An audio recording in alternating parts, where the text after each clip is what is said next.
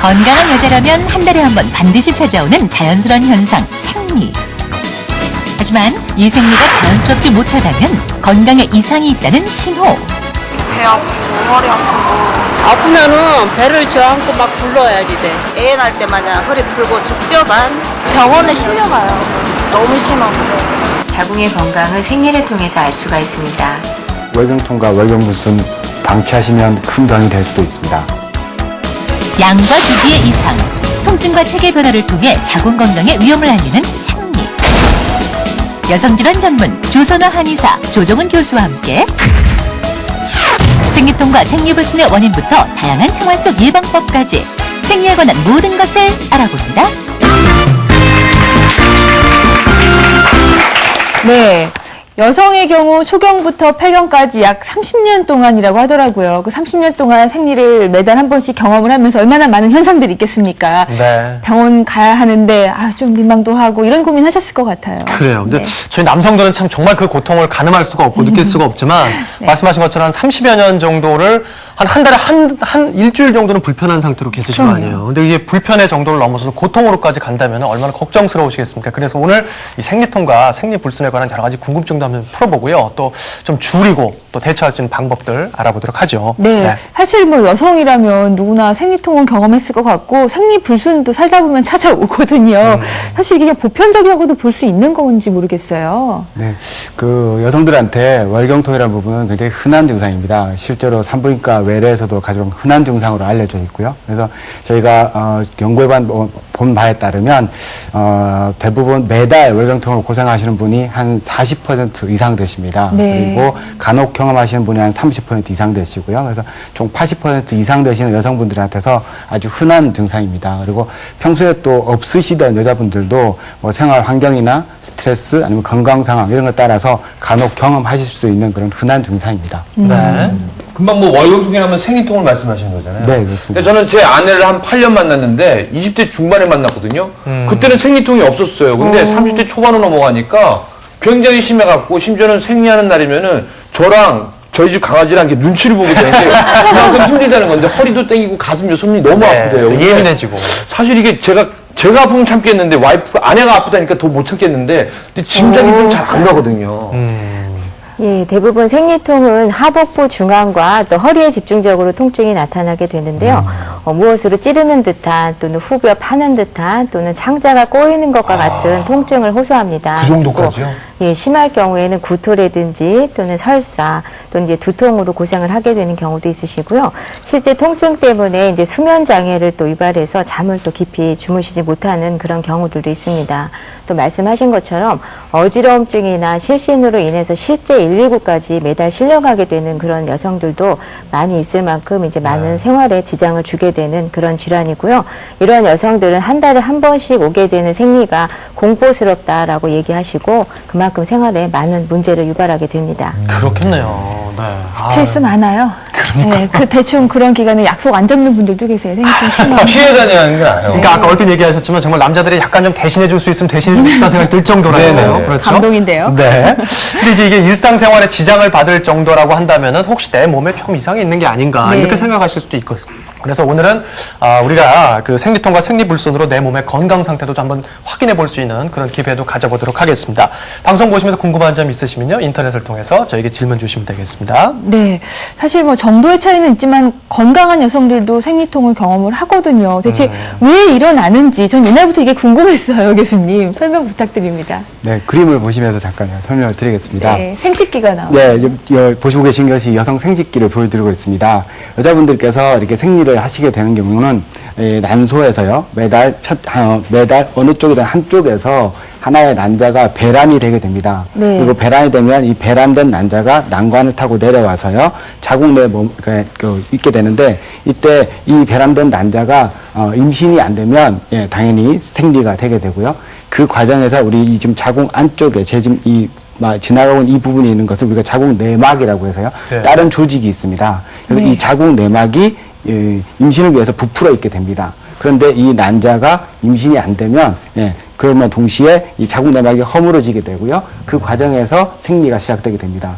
문제는 이 자궁 내막이 허물어질 때 우리 이 자궁 내막에서 프로스타글란딘이라는 물질이 나오게 되는데요. 네. 그 물질이 대부분 통증을 유발하는 걸로 알려져 있습니다. 그래서 이 프로스타글란딘 양이 얼마나 많은가에 따라서 생리통이 대부분 같이 비례해서 증가한다고 그렇게 알려져 있습니다. 네, 그렇군요.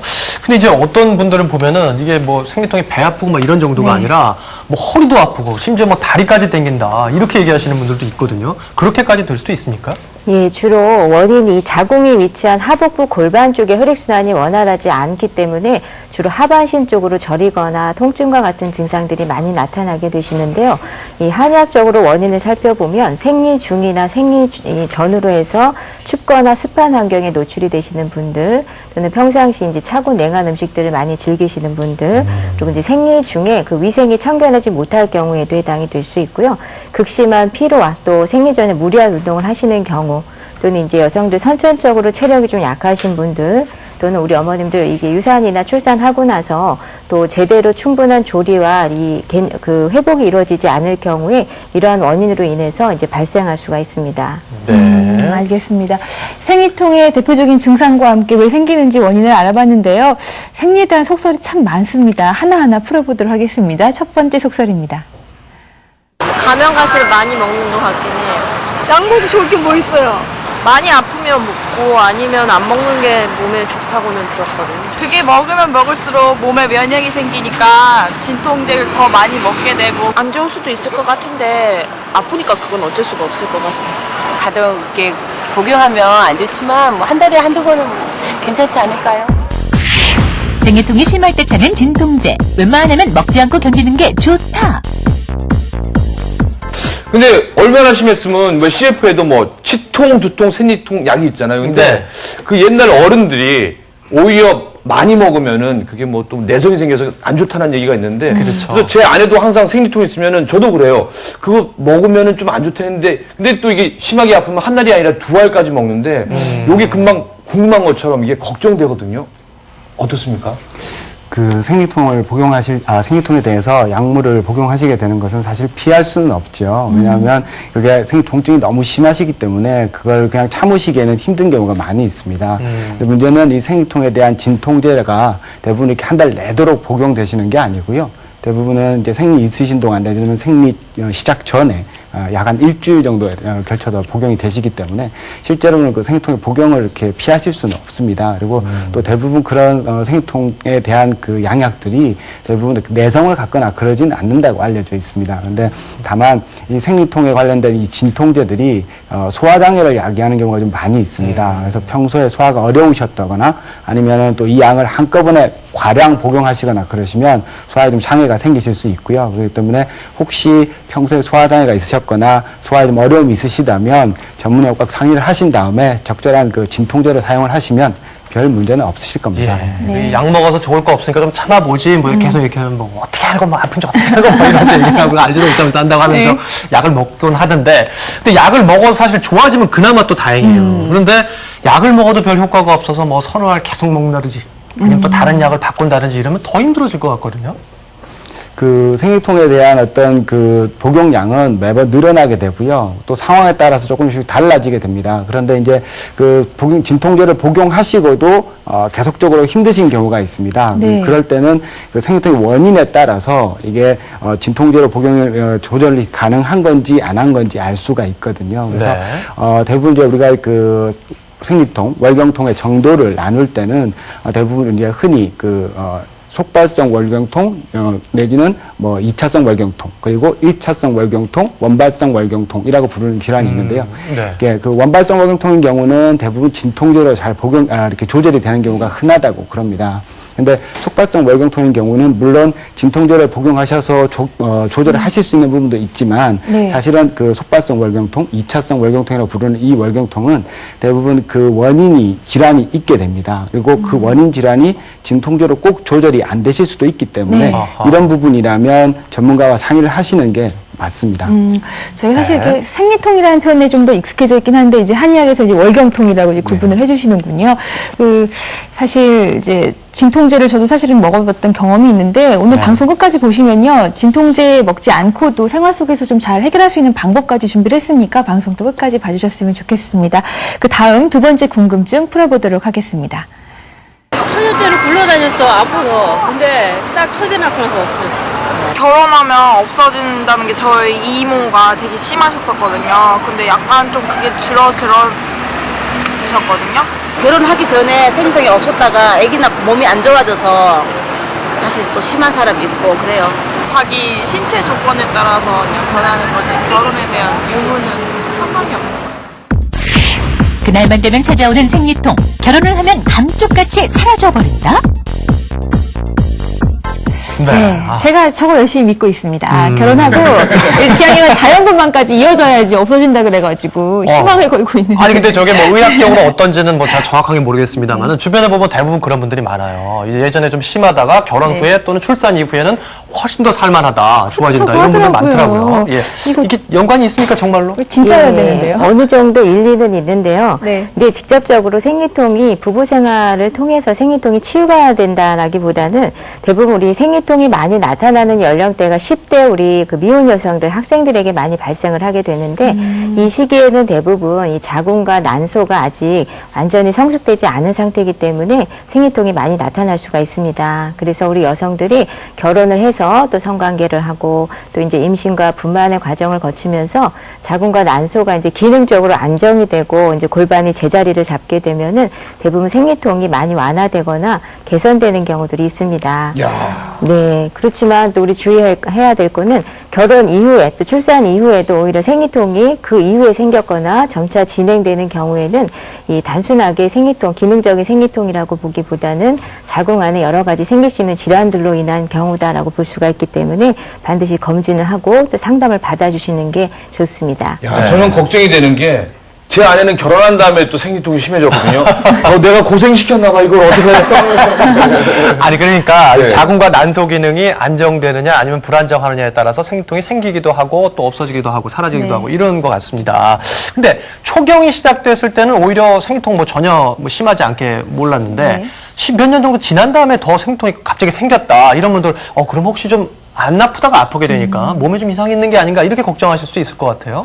그 환자분께서 생리통의 원인을 어느 정도 개인적으로 짐작하시기 위해서 생리통이 언제부터 시작됐냐라는 보는 것은 굉장히 중요합니다.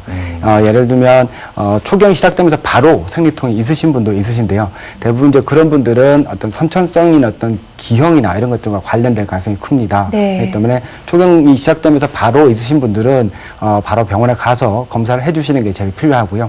대부분 이제 초경 이후에 어느 정도 그 초경이 시작되면서 바로 생리통이 시작되는 그런 경우도 있으시거든요. 근데 이제 대부분 그런 부분들을 저희가 특별한 원인이 없는 아까 말씀드린 그 1차성 월경통이라고 주로 저희가 부르게 되고요. 네. 그러다 보니까 그 1차성 월경통은 초경이 시작하고 사실 많은 기간이 경과하지 않고 바로 생리통이 시작되는 경우가 많습니다. 그런데 이제 저희 아까 말씀드린 2차성 월경통이라고 부르는 부분들은 여성이 생리를 해가는 과정에 통증을 만들 수 있는 원인 질환이 생기고 그 원인 질환이 점점 심해진 다음에 통증을 만들어내기 때문에 대부분 초경과 생리통이 생길 때까지 기간이 최소한 2, 3년 정도의 간격을 두고 증상이 생기게 되고요.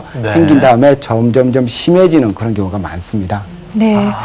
내 몸을 좀 잘 관찰할 필요가 있을 것 같습니다. 생리통에 대한 궁금증 풀어보고 있는데요. 그 마지막 세 번째입니다. 가면 좀 덜할 것 같긴 한데. 난소의 기능이 약해지고 이렇게 나이가 들면 그러니까 그래서 저는 상관이 있다고. 아무래도 호르몬 같은 게 그런 게 적용되지 않을까요? 젊은 애들은 아무래도 뭐 호르몬 같은 게 왕성하고 나이 먹을수록 좀 그러지 않을까 싶으세요? 나이가 들면 들수록 생리통도 조금씩 줄어든다. 네, 뭐 어쨌든 건 조금 좀 다행스러울 수도 있습니다. 근데 보통 보면은 한 40대, 50대 분들은 생리통 때문에 막 그렇게 힘들어한다 이런 경우들이 별로 없거든요. 그래서 아마 이게 적응되는 거 뭐 이런 건 아닐 것 같긴 한데 아무튼 나이와도 좀 연관이 있을 법합니다. 전 나이 먹고 있는데 왜 똑같은지 모르겠어요. 지금 그렇고 이제 40대, 50대 가면 네. 훨씬 더 나아지시나 보더라고요. 그러려나요? 아까 말씀이 나왔던 것처럼 대부분 이렇게 결혼을 하시고 임신분만 하시고 난 뒤에는 생리통이 줄어드시는 경우가 많이 있으십니다. 네. 그런데 이제 그렇게 줄었다가 말씀하신 것처럼 뭐 30대 후반, 40대 이 정도부터 다시 생리통이 생기시는 경우가 있으신데요. 이런 경우는 아까 말씀드린 것처럼 절대로 1차성 월경통일 가능성은 거의 없고요. 2차성 월경통일 가능성이 큽니다. 그리고 2차성 월경통이라는 것이 아까 말씀드린 것처럼 원인 질환이 있으신 경우가 많으시거든요. 그렇기 때문에 뭐 가장 흔한 원인 질환으로는 우리가 자궁선근증이라고 부르는 질환이 있습니다. 네. 그런 질환이 있을 가능성이 크기 때문에 아무래도 이렇게 연세가 드셔서 생리통이 그때 다시 생기신 분들은 바로 전문의하고 상의를 해주시는 게 아마 합리적인 대처가 되실 것 같습니다. 저는 이 생리통이 좀 연관성이 높은 게 왜냐하면 저희가 삼형제 중에 막내거든요. 네. 그래서 어린 시절에 엄마가 이렇게 뭐 사오라고 약국 갖다 주면 이렇게 약국 아저씨가 이렇게 까만 봉지에 싸줬거든요. 예. 그때 어머님이 굉장히 민감하시고 아파하셨거든요. 그게 바로 생리통이었고 그래서 저는 연애할 때도 제 아내한테 제가 좋은 생리대 이렇게 선물하려고 일부러 인터넷도 들어갔었는데 훌륭한 아들의 그것만은 잘 남편이 안 되네요. 정말. 근데 중요한 거는 어머니는 자꾸 아프시다고 했었는데 제 아내 같은 경우에는 좀 시간이 지나니까 덜 아프다고 하거든요. 그게 사람마다 차이인가요? 아니면 원래 그런 건가요? 예, 생리통이 점점 이제 심해지는 경우에는 자궁 건강에 악신호라 좋지 않다라고 저희가 설명을 드리는데요. 그래요? 우선 자궁에 이제 혹이 생기는 자궁 근종이라든지 또 앞서 말씀하신 자궁 선근증과 같은 그 질환이 있을 때는 생리통이 심해질 수가 있고요. 특히 자궁 선근증 같은 경우에는 생리통이 특징이 이제 생리 기간의 통증 외에도 생리 전후로 통증 기간이 점차 길어지는 그런 특징들을 가지고 있습니다. 그래서 예전과 달리 생리통이 심해지거나 또 생리량이 많아지거나 이로 인해서 이제 빈혈이 생긴다든지 많이 무기력해진다든지 하는 이런 증상들이 나타나시게 되면은 자궁 근종이나 자궁 선근종과 같은 이런 질환들을 의심을 해보실 수가 있습니다. 네, 저희가 지금 생리통에 대한 얘기를 좀 해보고 있는데요. 사실 생리통 하면 생리 중에 아픈 게 생리통인 줄 알았는데 네. 참 주변에 많은 사람 얘기를 들어보다 보니 생리 2, 3일 전에 아프다는 사람도 있고 생리 시작하기 뭐 열흘 전에 아프다는 사람도 있고 좀 다양하더라고요. 근데 생리 며칠 전에 아픈 거 이것도 생리통이라고 넣을 수 있는 건가요?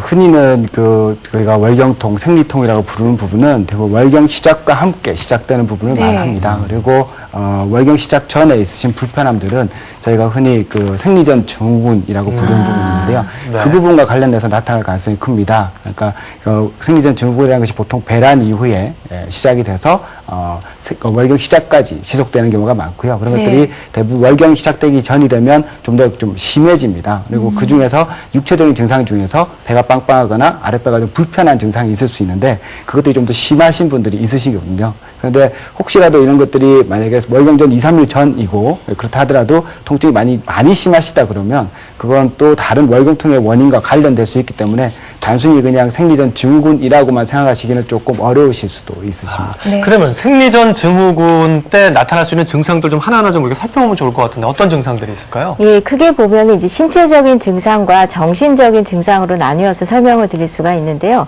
신체적인 증상이다 하면 이제 주로 골반통이나 하복부 통증, 허리의 통증 등을 유발을 하게 되고요.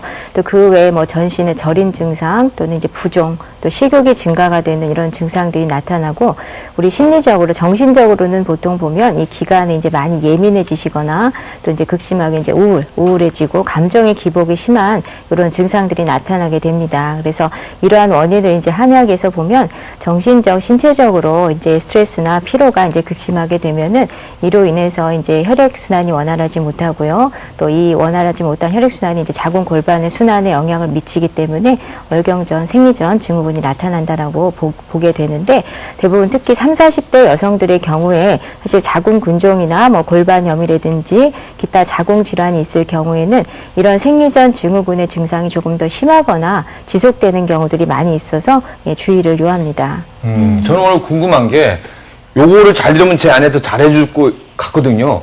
근데 보니까 제 아내는 생리전 증후에서 뭐 이렇게 가슴이 좀 딱딱해지고 또 아랫배가 더부룩해진다고 했는데 꼭 며칠 있다 그러면은 생리통도 같이 생기는 것 같거든요. 그럼 그게 관련이 있는 건가요? 아니면은 없는 건가요? 그 생리전 증후군이 있으시다고 해서 꼭 월경통이 있으시지는 않습니다. 예, 그리고 왜냐하면 그 일반적으로 알려져 있기는 월경통 증후군은 앞서 말씀드린 것처럼 배란에서부터 생리 시작까지 지속되는 걸로 이렇게 알려져 있고요. 그리고 생리통은 월경 시작과 이렇게 동시에 나타나는 걸로 알려져 있기 때문에 꼭 관련되거나 그러진 않습니다. 근데 문제는 이 월경적 증후군이 전반적인 스트레스라든지 아니면 뭐 건강 이상이라든지 아니면 다른 어떤 육체적 스트레스라든지 이런 것들이 있으시다 그러면 그것 때문에 시작된 그 생리전 증후군이라면 그렇다 그러면 월경통과 같이 동반해서 나타날 수도 있습니다. 아, 그렇군요. 그렇군요. 네. 그리고 또 한 가지 궁금한 게 이 생리 관련된 여러 가지 속설 중 하나같이 느껴져요. 뭐 초콜릿이라든지 단 게 도움이 된다, 안 된다. 참 말이 많은데 하여튼 그 기간에 그런 단 것들을 먹고 싶어 하는 분들이 계시거든요. 평소에는 예. 다이어트 한다고 안 드시다가 갑자기 케이크나 네, 초콜릿을 입에 대는 경우들이 있더라고요. 어떤가요? 예, 이제 이 시기에 우리 몸이 뭐 당분을 필요로 한다 해서 이제 막 드시는 분들 계신데 실제 몸이 당분을 필요로 한다기보다는요. 보통 우리가 이제 단맛의 경우 우리 한의학에서는 비위장의 어떤 주관하는 맛이다라고 설명을 하는데 생리통이나 생리 전에 보면 우리 여성들이 많이 긴장을 하게 되고 예민해져 있고 감정적으로 불안해져 있기 때문에 이런 단맛들이 그런 어떤 불안한 감정을 안정시켜주는 그런 효능이 있어서 아마 이제 찾게 되는 것 같고요. 근데 너무 많이 의존하셔서 단 걸 많이 드시게 되면 이거로 인해서 또 배가 살이 찌거나 또 하복부 비만이 유발될 수가 있어서 특히 여성들은 배에 지방이 쌓이거나 살이 찌게 되면은 그 자체가 또 자궁골반 혈액순환의 문제를 많이 유발할 수가 있습니다. 네. 그래서 이런 경우 너무 많이 드시지 않도록 주의해 주시는 게 좋습니다. 이 생리전 증후군이 신체적으로도 뭐 예민해지고 하지만 정신적인 면도 있거든요. 신경도 날카로워지고. 그래서 이 시기를 좀 잘 현명하게 좀 보내면은 훨씬 더 도움이 될 것 같은데 그럴 수 있는 방법이 따로 있을까요? 네, 그 생리전 증후군이 나타나는 원인은 사실은 정확하지는 않습니다만 대부분 그 생리전 증후군에 대한 대처는 그 미리 예방하는 것이 가장 좋다고 알려져 있습니다. 그렇기 때문에 생리전 증후군이 좀 심해지거나 그럴 시기가 되면은 일단은 제일 중요한 것은 안정입니다. 정신적, 육체적 안정이 가장 중요하고요. 또 그 안정을 돕기 위해서 적절한 뭐 단전호흡이라든지 스트레칭이라든지 이런 것들 도움이 되실 수 있습니다. 그리고 또 하나는 어쨌든 그 생리전 증후군이 생기는 원인이 하복부의 혈액이나 수분이 많이 정체가 돼서 그렇다고 알려져 있습니다. 그러니까 그 수분이 정체된 부분을 해결해 주기 위해서 몸을 따뜻하게 하는 게 도움이 되실 수 있거든요. 네. 그러니까 몸을 따뜻하게 하기 위해서 뭐 좌운을 하신다든지 아랫배를 뭐 핫팩을 해주신다든지 그런 것도 도움이 되실 수 있습니다. 그리고 네. 또 뭐 음식으로는 주로는 그 이렇게 너무 그 카페인 같은 것들은 우리 몸의 수분 저류를 유발할 수 있거든요. 네. 그러니까 수분 저류를 유발하지 않도록 해주시는 게 필요하고요. 뭐 그 외에 기분 전환이나 다른 어떤 위에서 뭐 제철 과일이라든지 이런 것들 복용하시는 것도 드시는 것도 도움이 되실 겁니다. 네. 알겠습니다. 사실 생리 전에 힘들지 생리할 때 힘들지 참 여자로 살아간다는 게 쉽지 않다는 걸 오늘 제가 느꼈는데요. 네, 남자분들이 좀 많이 배려를 해주셨으면 좋겠습니다. 지금 방금 교수님께서 생리전 증후군을 완화시킬 수 있는 방법들 알려주셨는데요. 이와 비슷하게 생리통을 완화시킬 수 있는 방법들에 대해서 알아봅니다. 남자들은 모르는 그날의 두려움. 이유는 바로 무시무시한 생리통 때문인데요. 언제 어디서든 쉽게 할 수 있는 지압법과 생리통을 예방하는 운동법. 지금부터 알아봅니다. 빠른 통증 완화에 효과적인 지압법부터 알아볼까요? 먼저 양발의 안쪽 복사뼈 윗부분을 엄지손가락으로 강하게 누릅니다. 이곳은 여성질환을 치료하는 대표적인 혈자리로서 혈액순환을 좋게 하고 아랫배를 따뜻하게 하여 월경통을 진정시키는 효과가 있습니다. 두 번째는 배꼽 양옆을 손으로 강하게 누르면서 천천히 시계 방향으로 돌리는 동작인데요. 어떤 효과가 있을까요? 이곳은 혈액순환을 촉진시키는 혈로서 어혈, 즉 혈액이 뭉치는 증상을 치료함으로써 월경통을 치료합니다. 등 뒤 꼬리뼈 윗부분을 손등으로 톡톡 두드리듯이 눌러주는 이 동작은 어떤 효과가 있을까요? 이곳은 여성 비뇨 생식기와 관련된 혈자리들로서 비뇨 생식기의 기능을 회복하는 데 큰 효과가 있습니다. 이번엔 생리통을 예방하는 운동법을 알아봅니다. 먼저 다리를 최대한 벌린 상태에서 허벅지를 마사지한 후 다리 근육이 어느 정도 풀리면 상체를 좌우로 천천히 비틀어줍니다. 이 운동법은 여성의 난소, 자궁을 자극시켜 월경통을 치료합니다. 반듯하게 누워 양 무릎을 세우고 골반과 엉덩이를 위로 올리는 이 동작은 자궁을 튼튼하게 하는 효과가 있습니다. 생리 시작 일주일 전부터 매일 5번씩 생리통을 없애주는 지압과 운동을 통해 그날 걱정 상쾌하게 날려버리세요. 네, 잘 기억해뒀다가 유용하게 사용을 해야겠습니다. 네. 저 같은 경우 이제 진통제를 먹지 않게 된 게 사실은 따뜻한 찜질을 하고 난 다음부터거든요. 평소에도 이렇게 핫팩을 배랑 허리에다 이렇게 대요. 근데 정말 감쪽같이 좋아졌어요. 이거 근거 있는 얘기 맞나요? 예, 따뜻한 찜질은 이 통증을 완화하는 데 좋은 효과를 주는데요. 이 생리통의 대부분 원인이 차고 냉한했던 환경과 연관이 되기 때문에 따뜻하게 생활에서 열심히 노력을 해주시는 것만 해도 통증 완화에 도움이 됩니다. 그래서 가급적이면 차고 냉한 환경과 또는 이제 음식들을 좀 주의를 해주시고요.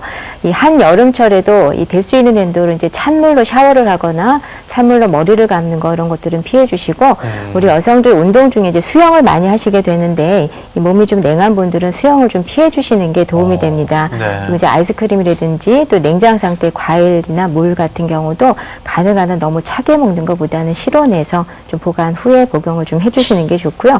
이 월경통 대부분의 원인이 이제 하복부 근육의 긴장과 어떤 그 경련으로 인해서 나타나는 거기 때문에 그 화면에서 보신 것처럼 평소에 이제 스트레스를 좀 적절히 잘 관리해 주시고요. 스트레칭과 가벼운 운동을 꾸준히 노력을 해주시게 되면 생리통 완화에 많은 도움이 될 수가 있습니다. 그러니까 옛날 어르신들이 여자는 찬데 하는 것보다는 따뜻하게 앉아라 그게 맞네요. 그러면 요즘에 좀 젊은 여성들 초미니 입는 것보다는 좀 이렇게 길게 입는 것도 괜찮겠네요. 저희도 그러고 싶죠. 유행이 그래가지고 치마가 다 짧은 것만 팔더라고요. 조심해야겠습니다. 최대한 따뜻하게 해주는 게 좋은 그럼요. 것 같아요. 그 그렇죠? 기간만이라도 따뜻하게 해주시면 좋을 것 그렇습니다. 같습니다. 자, 지금까지는 이제 생리통에 네. 대한 여러 가지 궁금증들을 풀어봤는데 지금부터는 이 생리의 양 또 생리 불순에 대한 여러분들의 궁금증을 하나하나 좀 짚어보도록 하겠습니다. 저희가 직접 시민들에게 궁금증을 들어봤습니다. 젊어서 그 왜 이제 하수도 물이 팍팍 돌아가듯이 몸에 이 혈관도 그런 것 같아요. 많은 것도 저기 안 좋다고 그러더라고요. 그렇지만 또 적은 것도 문제라고 그런 것 같은데. 병이 꼭 있어서 그렇게 양이 적게 그런 건 아닌 것 같아요. 사람마다 서로 다른 생리 양 어디까지나 개인 차이일 뿐이다. 이거는 개인차가 맞는 것 같고요. 개인차뿐만 아니라 또 이게 그 시기마다 차이가 있는 게 부부 생활하면 서로 숨기는 게 없잖아요. 근데 생리할 때 아내가 일반 생리대를 차고 냈다가 다음날 좀 CT에 묻는 걸 봤거든요. 그러고 보니까 사람마다도 때에 따라서 시기가 있고 또 차이가 있을 것 같은데 제가 틀렸나요? 아내가 이거 꼭 좀 물어봐 달라고. 양이 많고 적음에 따라서 이 문제될 건 없는지. 네, 그 생리양과 기간은 이제 사람마다 조금씩 차이가 있을 수 있는데요. 보통 일반적인 생리양은 이제 30에서 80ml 정도가 정상범위라고 보고요. 출혈 기간은 이제 3일에서 일주일 정도를 이제 정상으로 봅니다. 생리양이 많은 이틀째, 3일째 정도에 이제 취침용 생리대를 사용하는 정도다 그러면 이제 정상이다라고 볼 수가 있는데, 다만 건강할 때 자신의 생리양에 비교해서 누구 뭐 옆 사람이랑 친구랑 비교하는 게 아니고요. 본인이 건강할 때 생리양에 비교했을 때 2, 3개월 이상 많아지거나 또는 극도하게 적어지거나 또 생리 출혈 기간이 길어지거나 또는 과도하게 짧아질 경우에는 생리불순이다라고 볼 수가 있습니다. 네, 그렇군요.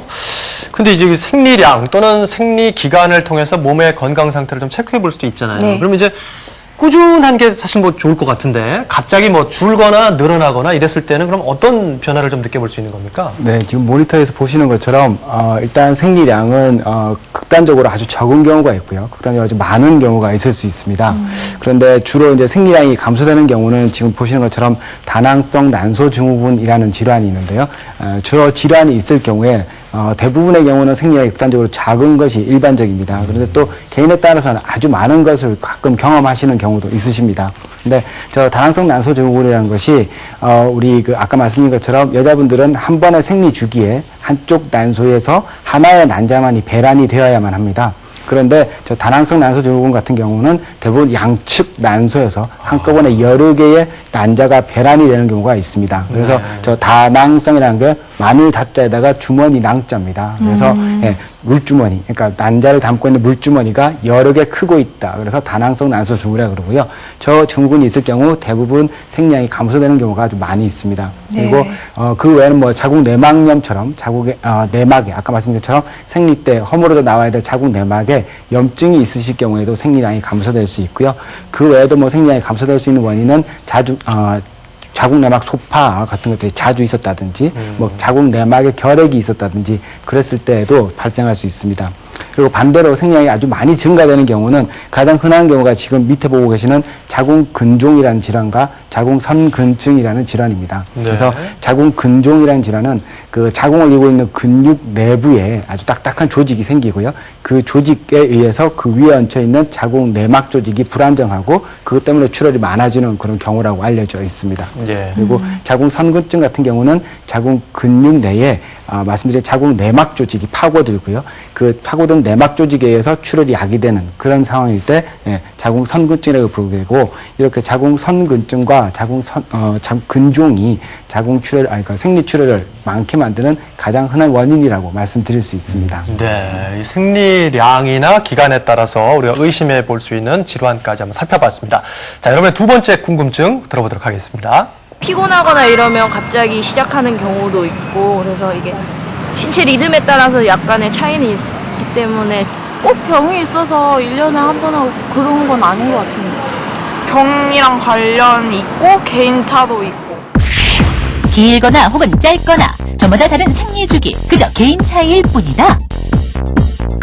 그 보통은 이제 생리 주기가 한 달을 이제 기준으로 하는데, 근데 약간 짧은 분들도 있고, 긴 부분들도 있고, 기신 분들도 있고 그렇더라고요. 근데 이게 뭐 일정하면 별 문제가 없다 이런 말도 좀 들어봤는데, 그 기간이 어떻게 영향이 있습니까? 그 생리 주기도 양과 마찬가지로 극단적으로 짧은 경우가 있고 아주 극단적으로 긴 경우가 있습니다. 그리고 또 하나는 전혀 규칙성이 없는 완전 불규칙한 그런 경우가 있을 수 그럴 있는데요. 수도 있어요? 네. 근데 주로 이제 생리 주기가 많이 길어지는 경우는 아까 말씀드린 것처럼 저 다낭성 난소 증후군이 있을 경우 아주 긴 생리 주기를 갖게 되고요. 뭐 좀 심한 경우는 완전 무월경으로 번해버리는 그런 경우도 있을 수 있습니다. 네. 그리고 생리 주기가 아주 짧은 경우는 사실은 여러 가지에 의해서 생길 수가 있습니다. 그리고 저 생리 주기가 짧은 경우는 말씀드린 것처럼 단순히 우리 몸이 많이 힘들거나 스트레스를 받거나 뭐 그래서 변할 수도 있고요. 아니면은 뭐 급격하게 어떤 체중이 너무 많이 변하거나 그래서 그럴 수도 있습니다. 그리고 뭐 다른 갑상선 질환이나 아는 이상이 있을 때도 생리 주기는 변할 수 있기 때문에 사실 생리 주기가 이렇게 정상적인 범위가 아니라면 사실은 길거나 짧거나 아니면 완전히 불규칙하거나 일단 대부분 문제가 됩니다. 그렇군요. 네. 참 따져봐야 할 게 많은데 이런 것도 있어요. 그러니까 누구는 한 달에 더 자주 하고요. 한 달에 2번 정도 하고 뭐 누구는 석 달에 한 번 뭐 이런 뭐 2달에 한 번 하는데 나름 주기는 정확히 딱딱 맞는다는 거예요. 28일 주기가 아니어도요. 이거 어떻게 보세요? 예, 그러니까 보통 규칙적으로 생리를 한다고 해도 또 정상에 비해서 이 평균 주기가 너무 짧거나 또는 너무 길 경우에는 생리불순이다라고 말을 할 수가 있는데 이 생리불순의 경우에 대부분 이제 월경 주기에 문제가 있는 경우와 또 월경 양에 문제가 있는 경우로 나누어 볼 수가 있는데 이 월경 주기에 그 문제가 있는 경우에는 이제 희발월경과 빈발월경으로 볼 수 있는데요. 희발월경의 경우에는 이제 생리 시작일과 다음 생리 시작일 사이에 그 기간이 긴 경우입니다. 그래서 한 40일 이상 되는 경우를 희발월경이다라고 볼 수가 있고요. 대부분 이건 이제 폐경기 전후에서 많이 보일 수 있는 그런 증상이고요. 또 이제 빈발월경의 경우에는 반대로 생리 시작과 다음 생리 시작일까지의 기간이 21일 미만으로 짧은 경우를 말합니다. 그리고 이제 월경량에 따라서 보면 이 월경량이 많은 과다월경과 또 이제 극도로 적은 이제 과소월경으로 나눠지는데요. 이 과다월경의 경우에는 이제 출혈 기간이 보통 한 8일 이상 지속이 되는 경우를 말하고요. 과소월경의 경우에는 평균 2, 3일 이하로 이제 극도로 양이 적은 이런 경우를 과소월경이다라고 볼 수가 있습니다. 오늘 방송이 참 도움이 많이 되는 게 제가 최근에 아이를 가지려고 했는데 그래서 병원에 가서 검사를 받았어요. 네. 왜냐하면 생리 주기가 너무 불규칙하니까. 근데 다낭성 난소 증후군이라고 그러더라고요. 그래서 제 아내는 보면은 어떨 때 늦을 때는 6개월에 한 번씩 아니면 3개월에 한 번씩 또 제가 잘해주고 스트레스 안 받을 때는 또 월별로 하는 때가 있는데 이걸 좀 잘 정리해야지 이게 걱정을 안 할 것 같은 게 왜냐면은 뭐 하시는 분도 걱정이고 옆에서 그렇죠. 보는 사람은 더 걱정이거든요. 네. 네. 정리 좀 해주시죠.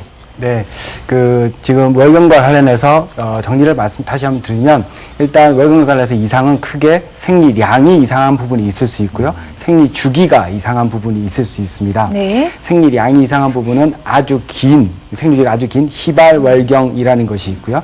생리주기가 아주 짧은 자주 있는 그런 월경이 있을 수 있습니다. 그리고 또 하나는 생리 출혈량의 이상이 있을 수 있고요. 네. 과다월경과 과소월경 이렇게 나누어질 수 있겠는데요. 생리량이 생리 주기가 주기 부분만 먼저 말씀을 드리면 생리 주기가 아주 긴 그런 희발월경 같은 경우는 아까 말씀드린 것처럼 다낭성 난소증후군이 가장 흔히 있는 그런 질환입니다. 그리고 생리주기가 짧은 경우는 사실은 여러 가지 원인에 의해 생길 수 있고요. 가장 흔하게 나타나는 경우는 잘 알다시피 폐경기라든지 아니면 우리가 처음에 초경했을 때 이 부분에 가장 많이 나타납니다만 아까 말씀드린 것처럼 그 외에도 정신적인 원인이라든지 스트레스 이런 것들에서 충분히 나타날 수 있습니다. 그리고 생리량이 굉장히 많아지는 그런 과다월경의 경우는 아까 말씀드린 것처럼 가장 흔한 원인이 자궁근종과 자궁선근증이라는 질환이 있고요. 그 다음에 생리량이 극도로 작아지는 경우는 자궁내막염이라든지 아까 말씀드린 것처럼 다낭성 난소질환이 있을 때도 간혹 경험하실 수 있습니다. 그리고 주로는 소파술이나 이런 것들이 너무 흔할 때도 이런 생리량이 줄어들 수 있게 됩니다. 네, 각각의 경우에 따라서 의심할 수 있는 질환들도 있고 하니까 꼼꼼하게 좀 자기 몸을 잘 체크해 볼 수밖에 없겠습니다. 네. 근데 생리하는 기간이 아닐 때 갑자기 이제 출혈이 있는 경우 그런 경우에는 상당히 이제 놀랄 수밖에 없잖아요. 이런 경우 어떤 경우로 볼 수 있을까요? 네, 이 경우를 기능성 자궁 출혈이다라고 얘기를 하는데요. 대부분 원인을 보면 이제 여성들의 경우 무리한 다이어트를 했다든지 아니면 이제 스트레스를 좀 많이 받았다든지 생활의 환경의 변화가 있다든지 또 미혼 여성들 중에서 이제 대부분들 호르몬의 어떤 균형이 맞지 않았거나 또는 이제 그 배란의 장애로 인해서 또는 폐경 전후 여성들 이제 호르몬의 불안정한 상황으로 인해서 이러한 기능성 자궁출혈이 나타날 수가 있는데 그 정도가 가벼운 경우다 그러면 그다지 걱정을 하실 필요는 없는데 앞서 말씀드린 것과 같이 자궁 안에 이제 질환들이 있을 경우에 자궁 근종이나 선근증이나 여러 가지 질환으로 인해서 이 출혈량이 많거나 또는 이제 부정기적인 출혈이 보일 때는 반드시 이제 정확하게 진단을 받아 보시고 추이를 보시는 게 필요합니다. 근데 얼마 전 결혼하는 제 후배가 이렇게 고민하면서 물어보는 게 그 여자친구니까 알잖아요. 근데 아예 이렇게 6개월에 3개월에 하는 게 아니라 없는 것 같다고 하더라고요. 눈치를 보니까. 근데 그런 것도 가능한 건가요? 아니면 어디가 아프다는 신호가 되는 건가요? 일단 여성이 생리가 없다 그러면 그 생리가 없어진 시기 그리고 더욱 중요한 것은 그 이전에 생리주기가 어땠냐는 부분이 중요합니다. 예를 들면 평소에 생리주기가 아주 규칙적이었다. 그런데 갑자기 생리가 없으시다. 그러면 가장 먼저 의심하셔야 될 부분은 역시 임신입니다. 아무래도 그렇겠죠. 그리고 만약에 그 이전에 생리 주기가 많이 불규칙하셨는데 생리 주기가 이제 갑자기 더 이상해지신다. 그런 경우는 이전에 있으시던 어떤 그 질환이나 이런 것들이 좀 더 그 달에 심하게 나타나는 상황이라고 봐야 되고요. 그렇기 때문에 그 부분에 대해서 따로 이렇게 전문의와 상담을 해보시는 게 좋고요. 사실은 그런 부분이 매달 반복되어지지 않는다 그러면 그건 그때 몸 상황이나 정신적인 스트레스라든지 아까 말씀드린 것처럼 체중이 갑자기 급격하게 는다든지 급격하게 줄어드는 거 이런 것들이 생리 주기에 바로 영향을 미칠 수 있기 때문에 그런 것도 같이 체크를 해보시는 게 좋으실 것 같습니다. 이 몸 건강하고 생리가 굉장히 밀접한 관련이네요. 그러니까요. 근데 대부분 이제 기록도 해주시는 분들이 많으시니까 좀 몸의 상태에 대해서 또 그날 그때에 대해서 좀 체크를 해주시면 좋을 것 같습니다. 자, 이제 마지막 궁금증, 생리량과 생리 불순에 대한 여러분의 궁금증입니다. 그냥 몸이 안 좋다는 거니까 불규칙할수록 그래서 폐경이 더 일찍 오는 것 같아요. 오는 사람도 있다고 하는데 그 몸이 아파야 오는 거 아닌가요? 안 좋으면 폐경기가 빨리 오겠지. 정상인 사람보다는 빨리 오겠죠. 그게. 들쑥날쑥 생리가 불규칙하면 폐경도 빨리 올 수 있다?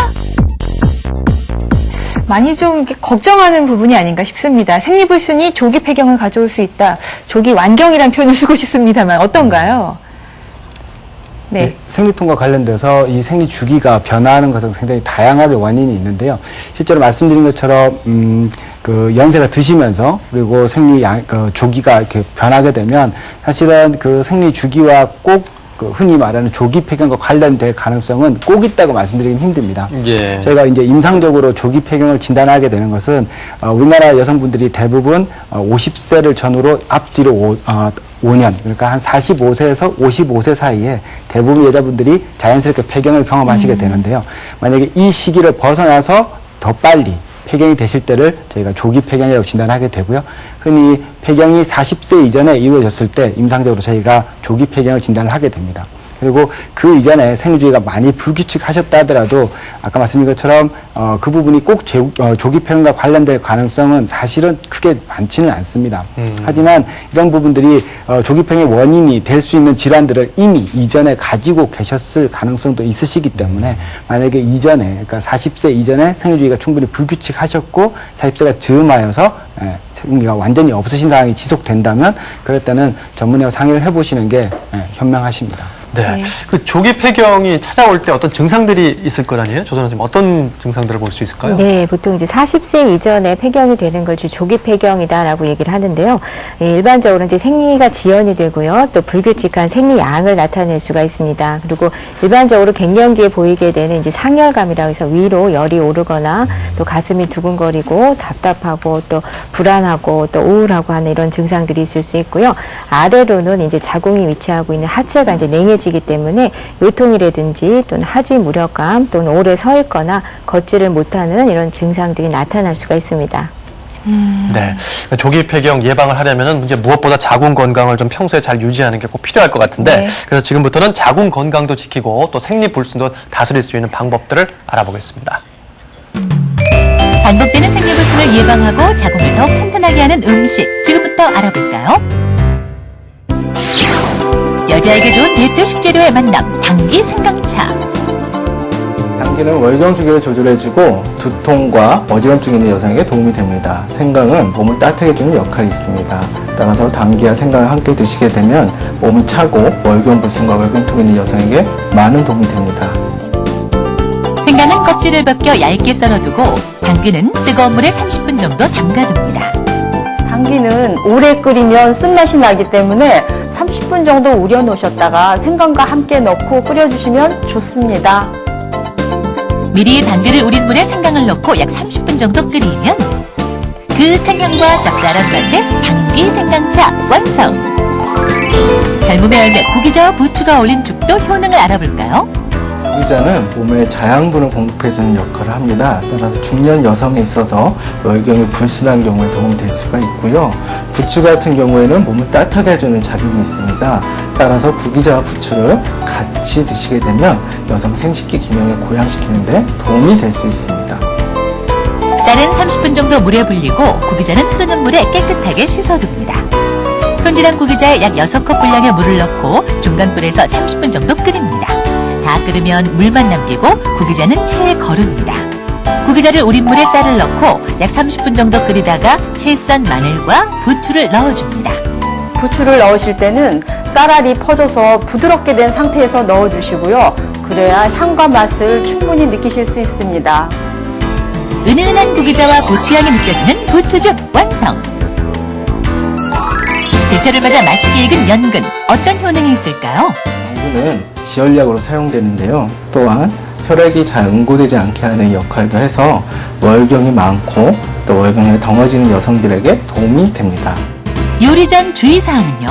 연근은 껍질을 벗기시면 바로 색이 변합니다. 그래서 식초물을 준비해 놓으셨다가 한 1, 2분만 담궈 놓으셨다가 꺼내시면 아주 사용하기 좋습니다.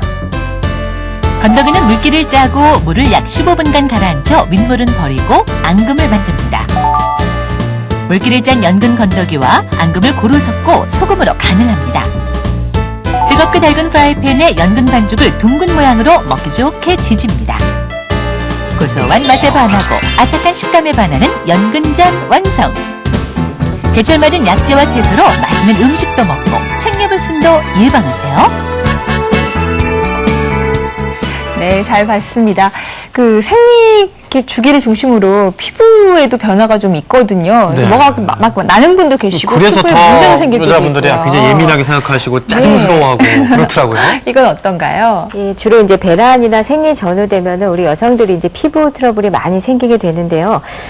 특히 이제 생리통이나 생리불순이 있는 여성들의 경우에는 이런 피부의 어떤 전후 변화가 특히 뚜렷하게 나타나는 경우들이 많이 있습니다. 그래서 여성들의 경우 주로 이제 한의학적으로 보면 그 입 주변이나 턱 아래쪽이 자궁하고 생식기와 연관돼서 이제 설명을 드리는데, 그래서 이제 얼굴을 딱 보면 이제 얼굴 그 턱 아래쪽으로 트러블이 있는 분들은 아, 저 여성은 자궁이 안 좋구나 이렇게 생각을 해주셔도 될 만큼 더 정확하게 맞을 수 있는데, 보통 우리 피부의 건강은 이 혈액을 통해서 나타난다라고 볼 수 있어서 네. 또 혈액 순환이 원활하지 않거나 어혈이 많을 경우에 피부가 깨끗지 않고 트러블이 생기는 원인이 될 수가 있습니다. 그러면은 그만큼 이게 관계가 있다는 건데, 그러면 그 생리 전후에서 피부 관리하는 방법도 좀 좋은 방법이 있나요? 네, 말씀하신 것처럼 일단 월경 전에 피부에 트러블이 생기는 경우는 대부분 이제 여성분들한테서도 아주 소량의 남성 호르몬이 나온다고 알려져 있습니다. 근데 이제 그 남성 호르몬의 영향 때문에 이렇게 발생한다고 알려져 있고요. 그렇기 때문에 이제 그런 것들을 사실 개인적으로 조절하기는 사실 힘드시겠죠. 근데 그렇기 때문에 남성 호르몬이 나오게 되면 우리 피지선의 활발히 더 일을 하게 됩니다. 피지선들이. 그렇기 때문에 일단은 제일 중요한 것은 철저한 세안이 가장 중요하다고 생각이 들고요. 아까 말씀하신 것처럼 한약적으로 대부분 생리 전에 피부 트러블이 생기는 이유가 우리 혈액이나 아니면 수분의 어떤 순환이나 이런 것들이 어려워서 그렇다고 얘기를 많이 합니다. 그렇기 때문에 그런 것들을 돕기 위해서 우리 몸을 따뜻하게 해주신다든지 아까 말씀드린 좌욕이라든지 이런 것들은 굉장히 도움이 되실 수 있습니다. 야, 요즘은 괜찮겠네요. 요즘은 어디 가나 손발, 세수 쓰는 게 기본이잖아요. 예, 네. 그렇죠. 예. 이렇게 해서 저희가 생리통에 대한 그리고 또 생리에 대한 얘기를 풀어봤는데요. 한 가지만 더 여쭤볼 게 이제 생리 혈 색깔과도 건강과 관련이 있는지도 궁금하신 분들이 많네요. 어떤가요? 그러니까 생리 색깔이 밝고 어둠에 따라서 그것이 건강과도 연결이 되는지 궁금합니다. 예, 생리혈이 말씀하신 대로 정상적인 생리혈의 경우에는 암적색을 띠고요. 약간의 덩어리를 동반하는 게 정상입니다. 근데 이제 지나치게 이제 검은빛을 많이 띠거나 또는 지나치게 옅을 경우에도 이 건강치 못하다라고 볼 수가 있는데, 주로 이제 덩어리를 많이 동반하면서 색이 짙을 경우에는 아까 말씀드렸던 자궁 안에 여러 가지 질환들이 있을 때 또 나타날 수 있고요. 또 생리색이 유달리 또 옅을 경우에는 무배란성 출혈이거나 이런 경우로 또 의심을 해볼 수가 있습니다. 네, 오늘 두 분 모시고 아주 좋은 상식들 알아봤는데요. 끝으로 네. 정리 말씀 부탁드립니다. 네, 저희 한방 용어에 부인과 질환을 모두 은곡지처라는 용어로 표현을 합니다. 그게 뭐냐면, 은곡이라는 것이 숨어있는 계곡이라는 뜻입니다. 그래서, 이게 사실 부인과 질환인 것이 가려지고 검쳐지기 쉬운데, 대부분 이런 부인과적인 질환들이 특히 월경통이나 아니면은, 생리주기 이상이 대부분 그냥 단순히 자궁이나 이런 쪽의 문제가 아닐 수도 있고요. 전반적인 어떤 건강 이상일 수도 있습니다. 그렇기 때문에 단순히 이렇게 덮어두거나 감추지 마시고 적극적으로 전문가와 상의하셔서 늘 건강했으면 좋겠습니다. 네. 네, 우리 여성들의 경우 건강하고 규칙적인 생리는 사실 여성 건강의 상징이다라고 볼 수가 있고요. 결혼 이후에 또 건강한 임신을 위해서도 중요한 부분이다라고 보는데요. 우리 요즘 여성들 아름다운 몸매 가꾸기나 피부 가꾸기에 많이 또 관심들을 갖게 되시는데, 실제 건강한 생리를 통해서 자궁 건강까지 병행이 된다 그러면 실제 한층 더 아름다움이 더해지지 않을까 생각이 들고요. 우리 여성들 매달 나오는 생리에 조금 더 관심을 기울여 주시기 부탁드립니다. 네, 좋은 말씀 잘 들었습니다. 자, 여성 건강 오늘 생리통과 또 생리불순에 대해서 알아봤습니다. 자, 오늘도 건강한 하루 보내시고요. 저희는 다음 시간에 다시 인사드리겠습니다. 안녕히 계십시오.